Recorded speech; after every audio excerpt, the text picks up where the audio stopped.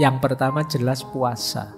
Puasa itu ada di hampir semua agama. Bahkan bisa dikatakan di hampir semua makhluk. Itu ada unsur puasanya. Menahan dirinya sebentar demi panen yang lebih besar. Itu namanya puasa. Yang kuat menahan capeknya belajar, ya nanti panen kepinteran. Yang kuat menahan lelahnya ibadah akan panen manisnya iman. Itu logikanya fasting, puasa. Jadi latihanlah puasa. Makanya orang Jawa itu punya banyak sekali jenis puasa. Macam-macam. Ada puasa mutih lah, ngerowot lah, dan lain sebagainya. Ini dalam konteks tirakat ini. Melatih diri sehingga nanti meraih sesuatu yang lebih besar.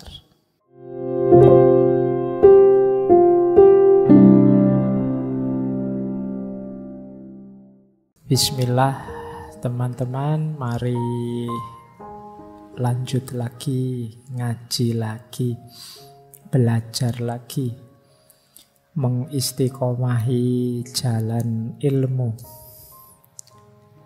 Malam hari ini kita melanjutkan minggu lalu ya. Minggu lalu, minggu-minggu sebelumnya juga kita ada di tema gaya hidup.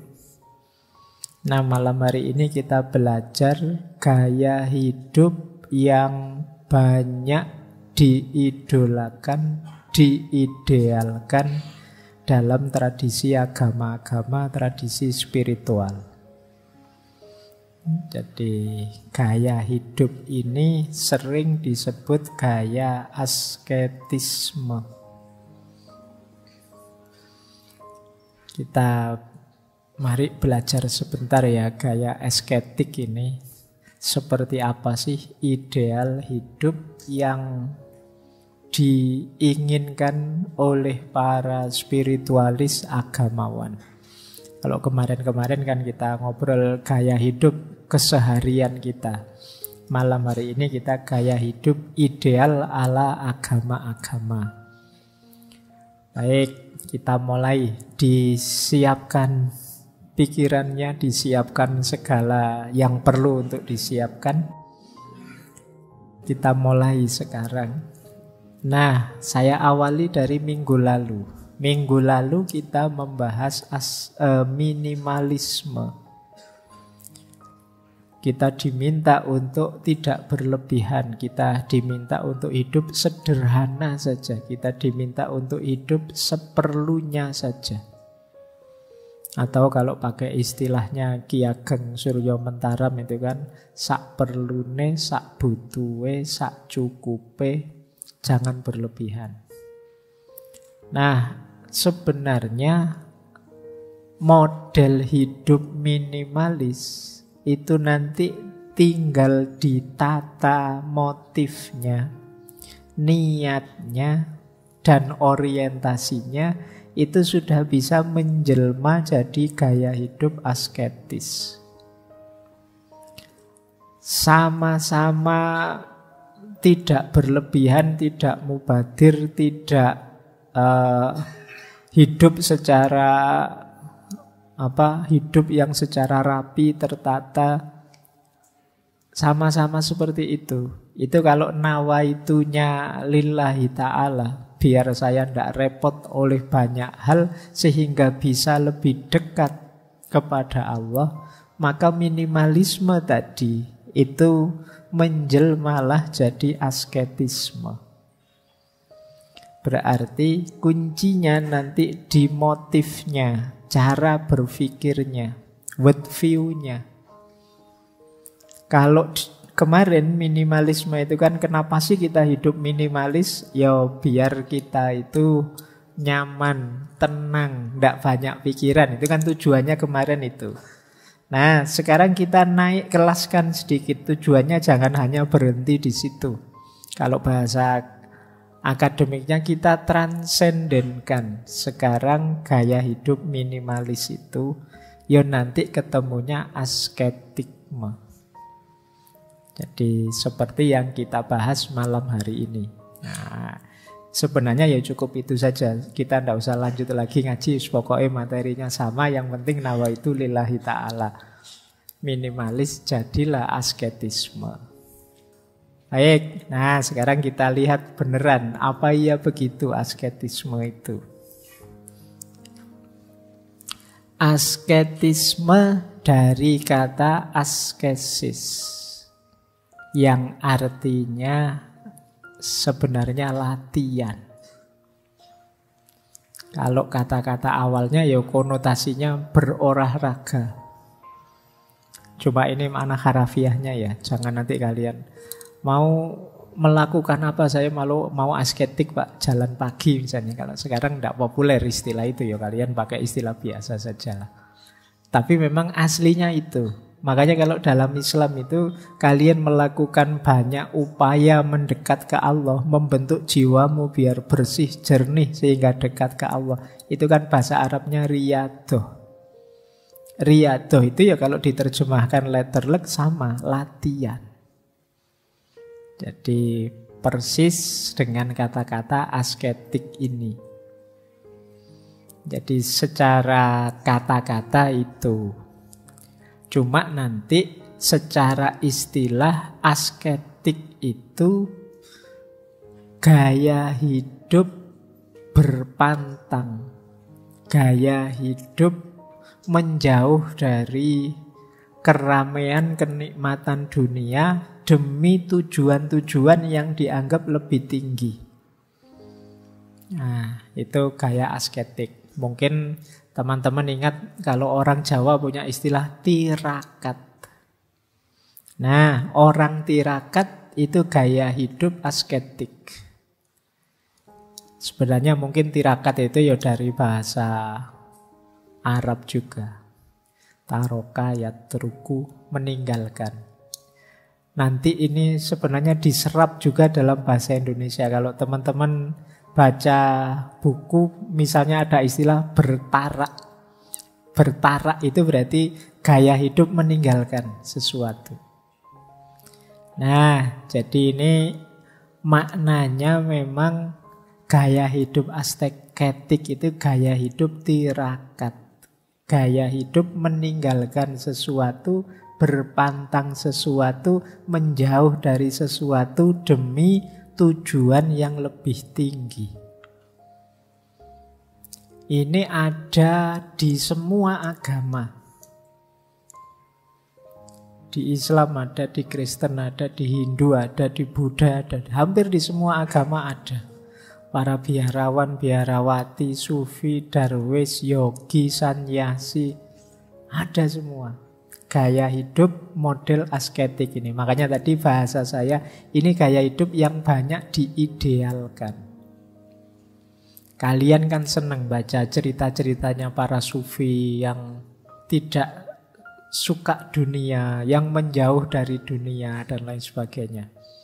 Ya senang baca saja, kalau menjalani kan tidak mudah. Tidak gampang. Ini kalau usia kita dan model-model kita ini mungkin ya abot. Disuruh tirakat ya sulitnya setengah mati. Wong tirakat meninggalkan gadget HP, mbok yo sehari kita puasa HP 2-3 jam saja lah, itu ya beratnya setengah mati. HP itu lepas dari genggaman kalau kita pas ketiduran. Iya kan? Bahkan tidak tidur kita kan, mau tidur itu kan pegang HP sampai ketiduran. Jadi kadang-kadang malah tidak bisa tidur karena pegang HP terus penasaran terus. Habis lihat TikTok yang ini kok yo penasaran selanjutnya apa. Lihat lagi selanjutnya apa lagi. Tidak berhenti-berhenti. Terus paginya mengeluh, aku kok tidak bisa tidur ya. Salamu dewe. Nyekel HP kok tidak putus-putus. Ya kan, kita tirakat gadget saja berat. Tapi filosofinya tirakat itu memang ya kita harus siap meninggalkan sesuatu demi meraih sesuatu yang lebih besar. Kita harus siap menjauh demi nanti ketika kembali tambah tangguh. Logikanya orang latihan itu kan begitu. Jadi kalau kalian ingin jago bulu tangkis apa jago sepak bola itu kan latihan dulu. Latihan dulu itu jangan kesusu tampil tanding. Bikin dirimu tangguh dulu. Oh, mungkin fase latihan itu bisa lebih berat daripada fase tandingnya sendiri. Nah, itu gunanya riyadhah. Jadi cara hidup semacam ini ya kalau bahasa filsafatnya namanya asketisme. Jadi gaya hidup antitesisnya orang banyak yang hanya ingin senang-senang saja menikmati hidup. Sementara gaya hidup asketik itu ingin menjauh dari keramaian hidup. Nanti kita belajar pelan-pelan. Nah, ada dua jenis asketisme. Ada yang natural, ada yang unnatural, tidak natural. Nanti ada juga yang inner worldly, ada outer worldly. Ini kalau pembagian inner dan outer ini dari sosiolog Max Weber. Kalau natural dan unnatural, yang natural itu gaya hidup asketik, ya memang hidup sederhana, mengurangi apa-apa, tapi masih dalam batas-batas normal, manusiawi. Tidak ada unsur-unsur penyiksaan tubuh. Nanti ada yang ekstrim, yaitu yang tidak natural. Kan teman-teman mungkin pernah lihat orang-orang mistikus tertentu itu yang aktivitasnya agak keras, ekstrim. Ada yang sampai tidur di atas paku misalnya. Ada yang melakukan, kemarin saya baca itu ada di India itu yogi yang ngangkat tangannya ini sudah puluhan tahun tidak diturun-turunkan. Yoganya sejenis itu. Nah, ini jenis agak menyiksa diri, namanya unnatural. Tapi kalau puasa ada sahurnya, ada bukanya, itu manusiawi, masih natural saja. Jadi masih, apalagi kalian kalau puasa dan sahur dan bukanya kan kadang-kadang lebih mewah dari kalau tidak puasa. Itu nilai tirakatnya berkurang banyak itu. Tapi masih dalam kategori natural, masih manusiawi. Yo, sholat malam ya, tapi ya tidur. Nanti ada mungkin sufi tertentu yang tidak tidur. Semalam sholat sekian ratus rakaat misalnya. Ada yang begitu. Nah, ini jenis unnatural. Ya manusia butuh tidur. Kalau dipakai ibadah terus nanti jangan-jangan sakit. Nah ini, tapi memang ada itu. Kalau teman-teman membaca sejarah perilaku asketik, ya memang ada yang unnatural. Bahkan ada yang sampai menyakiti diri, menyusahkan diri. Itu kalau teman-teman membaca sejarahnya Buddha itu sebelum beliau mengalami pencerahan kan mengikuti tirakat-tirakat dari berbagai tradisi spiritual yang banyak diantaranya menyiksa diri. Nah, itu namanya unnatural. Demikian juga ada yang inner worldly, ada yang outer worldly. Inner worldly itu masih terlibat dalam hidup sehari-hari. Tapi kalau outer worldly itu keluar dari dunia terus hidup menyendiri. Nah itu outer worldly namanya. Kalau misalnya ada yang ke hutan menjauh dari masyarakat, hidup sendirian saja, tidak perlu dibantu orang lain, nah, itu outer worldly namanya. Tapi memang menjauh itu dalam rangka tujuannya mendekat ke yang maha tinggi, bukan menjauh biar main gamenya nggak terganggu. Itu beda lagi, itu bukan tirakat. Saya tirakat Pak, tidak keluar-keluar di kamar terus ngapain main game, ya enggak itu. Nah, kalau inner worldly itu masih terlibat. Orang Jawa punya istilah namanya topo ngerame. Topo ngerame itu sebenarnya aku ini sedang bersemedi, bertapa, tapi dalam keramaian. Jadi tingkah polanya orang di sekelilingku tidak mempengaruhi aku. Karena batinku sudah batin yang meditatif. Jadi mindful, fokus pada tujuan-tujuan spiritual. Meskipun sambil ngajar, sambil kuliah, sambil kerja, sambil nongkrong di kafe dan lain sebagainya. Nah, ini cuma tidak acting ya, memang beneran. Kalau istilahnya memang tirakat beneran, batinnya kuat beneran. Tidak sekedar alasan. Kadang-kadang kan kamu kok tiap malam ngopi di sini loh. Kamu lihatnya saya ngopi, padahal saya itu sedang zikir, membayangkan alasanmu tok itu. Nah, tapi orang-orang pejalan spiritual yang innerwardly ya memang kelihatannya kerja biasa, kuliah biasa, tapi batinnya itu batin yang meditatif, batin yang fokus pada Tuhan terus. Ya kalau bahasanya Al-Quran kan yang ingat Allah dalam keadaan berdiri, duduk maupun berbaring. Ini namanya innerwardly. Ada juga yang memang menjauh. Zaman dulu kalau di Jawa ada istilah topo broto, menjauh dari keramaian ke tengah hutan, ya hidup seadanya dari apa yang ada di sekelilingnya untuk mendekat pada Allah. Dalam tasawuf ada istilah uzlah dan kholwat. Uzlah itu menjauh dari keramaian. Kalau kholwat itu artinya mengurung diri. Jadi nyepi, menjauh dari keramaian. Baik, jadi ada dua jenis ya. Ini kita tidak menilai dulu. Pak, itu yang tidak manusiawi itu berarti negatif ya Pak. Yo kasuistik, membacanya yo pakai perspektif. Kadang-kadang mereka ini kelihatannya pakai kacamata normal kita itu penyiksaan diri, tapi bagi mereka tidak. Bagi mereka punya pandangan bahwa fisik ini kadang-kadang memang harus disiksa sedikit.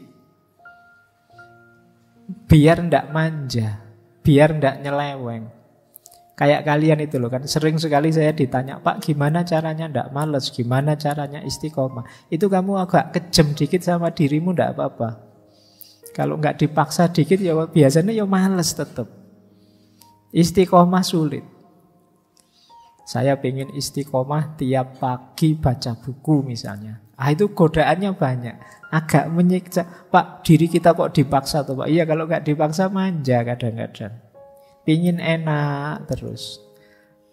Nyari alasan aja. Loh kemarin kan janjinya tiap pagi baca buku. Iya Pak, tapi kan yo masa harus begitu? Kadang-kadang kan yo ada istirahatnya, wong kita itu manusia. Alasanmu gitu. Nah, yuk agak press sedikit dirimu. Kadang-kadang memang diri kita perlu agak ditekan sedikit untuk menghidupkan nilai-nilai ideal yang kita pancangkan dalam hidup ini. Biar nanti tidak kecewa. Sering saya pakai istilah berikan the best version, versi terbaik dirimu. Berarti apa? Ya melakukan apapun sepenuh daya, sepenuh tenaga. Sehingga kadang-kadang orang melihatnya, wah keras sekali ya, enggak manusiawi menurut saya. Mungkin begitu. Tapi dalam konteks para darwis, para sufi, para mistikus itu sebenarnya bagi mereka memang tujuannya untuk melemahkan yang materi, yang fisik. Karena dia sering jadi penghalang. Jadi lemes enggak apa-apa, mungkin begitu. Karena dengan lemes itu enggak mikir aneh-aneh wis. Kalau kamu terlalu banyak makan, energimu berlimpah ruah, itu kan terus mikir aneh-aneh. Ingin nyoba ini, nyoba itu, menjelajah ini, menjelajah itu, ada dorongan nafsu ini, ingin itu, dan lain sebagainya. Tapi begitu kamu lemes, kayak kamu menjelang buka puasa itu loh. Itu kan lemes, itu ditawari apa-apa kan males. Terus pokoknya pingin segera nang buka puasa. Nanti habis buka puasa, energimu full. Terus mulai mikir aneh-aneh sudah. Mulai melakukan yang aneh-aneh. Nah, logik yang sama yang dilakukan oleh para mistikus ini dengan gaya hidup asketisnya. Sehingga kadang-kadang ada logik melemahkan yang fisik biar yang batin kuat. Oke, baik. Jadi paling tidak kita sekarang kenal asketik itu ada yang natural, ada yang unnatural, yang tidak natural. Tinggal nanti mungkin teman-teman menyesuaikan lah ya, sak kuatnya. Baik, kita lanjutkan. Nah, kalau ini sih cuma klasifikasi saja yang saya lihat dari berbagai agama. Tapi mungkin sayangnya malam hari ini saya belum bisa menjelaskan semua agama. Saya ambil sampel yang dari Islam saja. Nah, itu jenis-jenis hidup asketik yang ada di hampir semua agama. Yang pertama jelas puasa. Puasa itu ada di hampir semua agama. Bahkan bisa dikatakan di hampir semua makhluk. Itu ada unsur puasanya. Menahan dirinya sebentar demi panen yang lebih besar. Itu namanya puasa. Yang kuat menahan capeknya belajar, ya nanti panen kepinteran. Yang kuat menahan lelahnya ibadah akan panen manisnya iman. Itu logikanya fasting, puasa. Jadi latihanlah puasa. Makanya orang Jawa itu punya banyak sekali jenis puasa. Macam-macam. Ada puasa mutih lah, ngerowot lah, dan lain sebagainya. Ini dalam konteks tirakat ini. Melatih diri sehingga nanti meraih sesuatu yang lebih besar. Kemudian ada lagi praktek asketik itu menyendiri seperti tadi ya, uzlah, menjauh dari keramaian. Communal asceticism, menjauh dari keramaian. Ada yang model yogi. Para yogi biasanya pakai gerakan tertentu, pakai nafas tertentu, fokus tertentu, gaya mindful tertentu. Kalau dalam Islam mungkin wirid dengan formula tertentu. Bacalah ayat kursi 1000 kali setiap malam. Wah, itu gaya yogi. Baca ayat ini 40 kali sambil membayangkan dia yang kamu taksir. Nanti dalam waktu sekian, ini gaya yogi. Jadi melakukan formula-formula fisik, formula-formula nafas, formula-formula zikir dan lain sebagainya. Ini juga gaya hidup asketik. Makanya kalian kan sering mengeluh, banyak sekali Pak, berat sekali Pak. Ya wong namanya tirakat, riadoh, latihan. Mendidik jiwamu tentu saja ya ndak enteng, karena hasilnya jauh lebih luar biasa. Kemudian ada juga yang melean, nocturnal vigils. Ini ndak tidur. Ada yang ndak makan namanya puasa, ada yang tidak tidur. Saya pernah membaca di India itu ada yogi yang tidak pernah tidur dan tidak pernah makan puluhan tahun. Kok bisa ya? Ternyata bisa memang. Itu kan luar biasa. Ndak makan loh. Kalau kalian membayangkan wong kalian kuliah jam 7 belum sarapan aja mulet-mulet. Ini ndak makan puluhan tahun bisa survive. Kalau di Indonesia itu sudah ditemui pesulap merah itu. Diuji mestinya ya. Ya di berita-berita begitu. Jadi ya enggak tahu keasliannya. Tapi bilangnya ya, memang praktek yoga itu seperti itu. Yang saya ceritakan tadi yang tangannya diangkat tadi. Tangannya itu sampai kering kayak hanya kayu yang kering itu. Tapi istiqomah diangkat. Kalian masih mending disuruh istiqomah zikir. Itu istiqomah ngangkat tangan puluhan tahun. Melakukan apa saja tangannya tidak bergerak. Nah, ini yang disebut tirakat. Nama gaya yogik.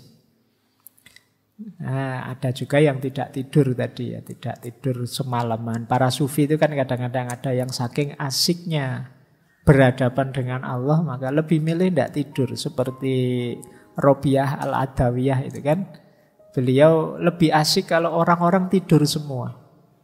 Jadi aku bisa berdua dengan kekasihku.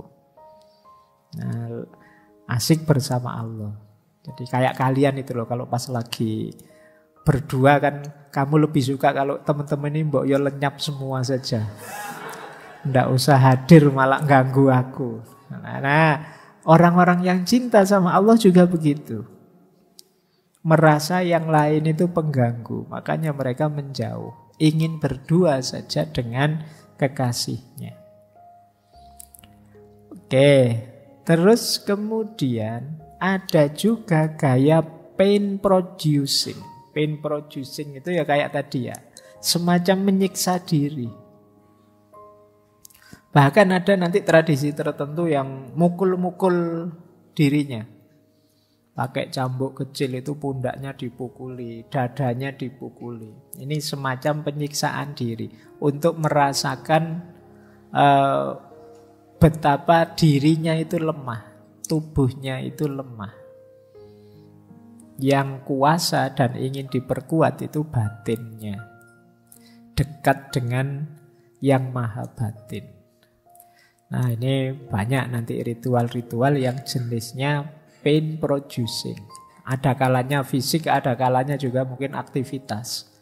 Mungkin kalian pernah melihat praktek-praktek thorikot tertentu. Wah, ini membaca Fatihah 100 kali misalnya. Kalian kan mungkin dianggapnya kajian apa terus ikut. Waduh, ini tidak selesai-selesai Fatihahnya, kamu tersiksa sekali. Tapi yang sudah biasa tidak masalah, dia tidak tersiksa. Karena dia tahu ada target lebih besar dari itu. Itu namanya jenis pain producing. Jadi memperlemah diri, menyiksa diri biar sadar, biar tobat. Ada juga yang terakhir, kalau ini berat, selibasi, tidak menikah. Nah, iya. Banyak tradisi agama-agama yang banyak. Bahkan kalau di Islam banyak beberapa ulama tidak menikah. Mungkin karena fokus pada ilmu. Jadi cuma tidak ada doktrin selibasi. Di beberapa agama ada doktrin orang suci yang tidak menikah. Jadi memang milih tidak menikah. Nah, ini bukan karena tidak laku, ya kalau mau banyak tidak kayak kalian. Jadi ini karena memang spiritualitas. Jadi dianggapnya menikah itu bagian dari pemanjaan nafsu. Nah, nanti ada beberapa ulama juga tidak menikah mungkin karena mewakafkan dirinya untuk umat demi ilmu. Jadi ini juga jenis praktek hidup asketik. Sebenarnya masih banyak, cuma secara umum yang ada di semua agama ya yang saya sebut ini. Puasa, tidak tidur, gaya-gaya yogi, zikir, wirid, menjauh, kemudian sejenis pain producing, agak memberati diri. Terus tujuannya ya memang ada yang duniawi, ada yang ukhrawi. Ada yang duniawi, ada yang spiritual. Bahkan ada yang jenis kesaktian-kesaktian.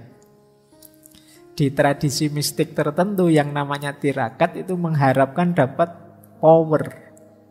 Sakti itu kan sumbernya bahasa India sebenarnya. Jadi mendapatkan, kalau bahasa Jawanya, kadigdayan. Kalau melakukan tirakat ini nanti menguasai ilmu ini, menguasai, bisa mukul orang jarak jauh, bisa menghilang, bisa punya keris petir atau bisa, nah, yang kayak gini ini. Jadi tirakatan ada yang memang fokusnya untuk dapat daya kekuatan magis, kekuatan gaib. Ada yang memang tujuannya mendekat pada Tuhan.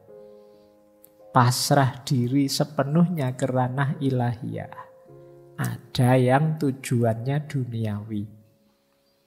Saya puasa 40 hari ini Pak, biar rezekiku lancar. Nah ini tujuannya duniawi. Jadi tirakat-tirakat hidup asketik untuk tujuan duniawi. Saya ini sekarang uzlah di hutan Pak, tujuannya biar anak cucu saya besok makmur semua, sejahtera semua. Nah, ini tujuan duniawi. Ada yang tujuan spiritual, pasrah sepenuhnya pada Allah. Tidak meminta efek pamrih-pamrih duniawi. Ya tujuan duniawi itu kayak teman-teman kalau pas lagi ujian kok mero-mero rajin tahajud. Kalau pas lagi ada pamrihnya tiba-tiba rajin Senin Kemis. Nah, itu tujuan-tujuan duniawi. Jadi padunya atau pamrihnya. Nanti begitu rajin tahajud terus dilihat terakhir, IP saya kok tetap saja tidak naik ya, padahal sudah tahajud loh, terus akhirnya males tahajud. Ya karena pamrihmu pamrih duniawi. Jadi ya sama saja kamu tahajud sepanjang malam males belajar ya, tidak bisa jawab akhirnya. Nah tapi ada tujuan-tujuan duniawi, tujuan-tujuan spiritual, bahkan kadang-kadang ada tujuan-tujuan kesaktian, daya magis. Makanya orang yang melakukan hidup asketik itu di masyarakat biasanya dipandang orang ini istimewa, orang ini elit, orang ini superior. Jadi itu persepsi di tengah masyarakat. Baik, kita lanjutkan ya sebelum nanti kita masuk ke praksisnya dalam Islam. Nah, ini buahnya. Kalau tadi tujuannya berarti dari manusianya, kalau ini buahnya. Dari berbagai konsep hidup, gaya hidup asketik, itu secara umum orang menganggap gaya hidup asketik itu punya manfaat menyembuhkan, memurnikan, meremajakan, refreshment spiritualitas. Kalau teman-teman merasa tiba-tiba saya kok rasanya belakangan banyak sekali berdosa Pak, saya belakangan ini kok banyak sekali terjebak dalam hidup yang buram, gelap misalnya, coba sebagai obat salah satu alternatifnya pilih gaya-gaya hidup asketik. Dalam rangka apa? Membersihkan, refreshment, biar spiritualitasmu hidup lagi, segar lagi. Sudahlah Pak, saya tak puasa dulu mungkin bulan-bulan ini biar lebih dekat sama Allah. Saya tak nambah volume ibadahnya biar lebih dekat sama Allah. Saya tak menjauh sebentar dari orang-orang ramai biar lebih dekat sama Allah. Nah ini fungsi yang banyak disebut refreshment, peremajaan spiritual. Kemudian untuk hidup yang lebih baik, khususnya hidup yang hakiki, karena hakikatnya hidup ini kan kembali kepadanya, ilaihi roji'un. Nah, kan kita sering disindiri sama ustadz-ustadz, sama kiai-kiai. Wong akhir hidup kita ini kan jelas kematian. Kok jarang orang mempersiapkan kematian. Nah, persiapan menuju kematian itu apa? Hidup asketik. Jadi melakukan praksis-praksis asketik. Kemudian yang ketiga, menuju pencerahan, kesadaran diri, realisasi diri. Termasuk khususnya kesadaran betapa fananya dunia dan betapa ranah batin itu lebih sejati. Ini kita sadari lewat perilaku-perilaku asketik. Kemudian peningkatan kualitas moral. Nah ini juga, ya kalau orang sudah kuat di asketiknya, ya biasanya ya efek selanjutnya hidupnya lebih terarah, tertata.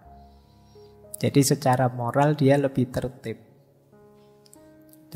Kan kalian otomatis terkendali. Misalnya kalian puasa setiap hari, itu kan pas lagi puasa itu kan kalian tidak pantas. Mau misuh-misuh, masuk poso, ya misuh-misuh aku tidak pantas. Mau mojok berdua sama pacarmu, poso-poso mojok, nanti batal puasaku. Mau apa, otomatis terkendali. Itu yang disebut meningkatkan kualitas moral. Orang juga kan kalau lihat kalian soleh sekali, tiap malam bangun tahajud, puasanya juga banyak, itu kan tidak hanya kalian, lingkungan sekelilingmu ikut mengendalikan. Kalau kalian mau aneh-aneh kan diingatkan, Mas yo mosok kayak gitu mulutnya ndak pantas, wong yo biasa tahajud kok misalnya. Jadi orang-orang sekeliling juga ikut ngontrol, ndak hanya kalian. Mosok anak soleh kok gitu. Ini kan bisa diingatkan sama lingkunganmu. Janganlah ini agak-agak subhat ini, sampean jangan deket-deket, sampean anak soleh rajin ke masjid kok malah nonton yang gini-gini misalnya. Nah ini yang lain juga ikut ngontrol. Jadi perilaku asketik secara tidak sadar ngontrol kita dari perbuatan-perbuatan yang tidak bermoral. Dan tentu saja penguatan orientasi hidup yang tidak berhenti sekedar dunia, karena ada hidup yang lebih hakiki, yaitu hidup nanti sesudah mati. Nah, inilah buah yang kita panen kalau kita menjalankan hidup asketik secara umum. Oke, semoga sedikit-sedikit sudah dipahami sekarang apa itu gaya hidup asketik. Teman-teman boleh sekarang evaluasi diri. Aku ini pantas enggak sih disebut bergaya hidup asketik? Atau jangan-jangan aku ini ya belum nyampe lah, masih minimalis. Atau minimalis juga belum, mungkin ini masih hedon Pak, saya itu masih cuma pengen seneng aja hidup ini. Disuruh susah itu kok ya sulit misalnya. Ya silahkan nanti introspeksi ya.